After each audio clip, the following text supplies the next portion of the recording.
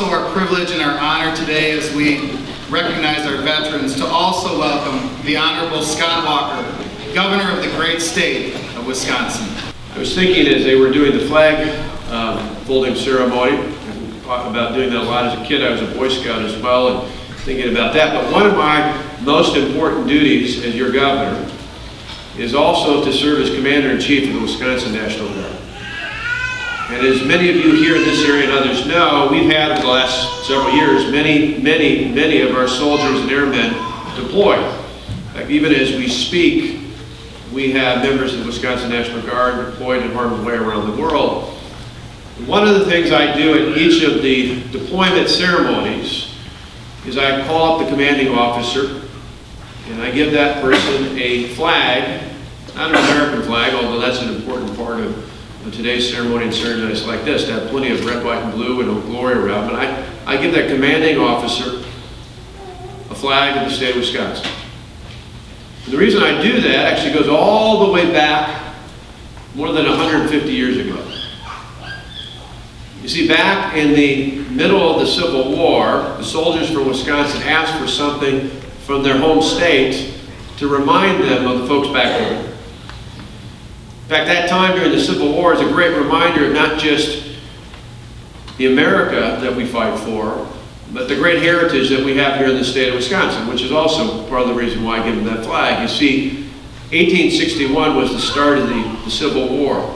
And it continued through 1865. So we've, just in the last several years, up to this year, we're celebrating the 150th anniversary of the Civil War.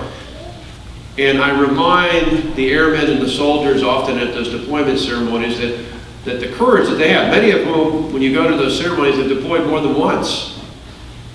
Some have gone twice, or 3 times, or 4 times, or once when I was overseas visiting one of our units, I found a soldier who had been there 7 times in the past decade. And often people in the media will ask, where do these people get the courage from? I say it goes back to our heritage, to our history here in Wisconsin. You see, back in 1861, at the start of the Civil War, Wisconsin was barely a state. Students here know our state was founded in 1848, so we were just about a dozen years into statehood.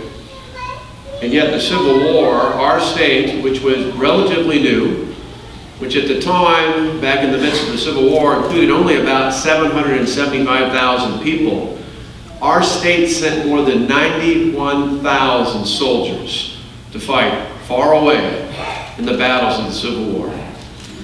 Think about it. If you went down the line, you counted off by 9. If you counted off by 9, that would be 1 out of every 9 man, woman, or child in the state at that time was a soldier fighting in the Civil War. 12,000 of whom never made it home. The reason I give that flag to the commanding officers of the units that we deploy is not only to remind them of the thoughts and the prayers from their loved ones and their family, and those folks here in Wisconsin, they don't even know, but it's also to remind them that they come from a tremendous heritage that goes all the way back to the Civil War. A heritage of courage, of devotion, of dedication. We've seen it not just then, we've seen it through World War I.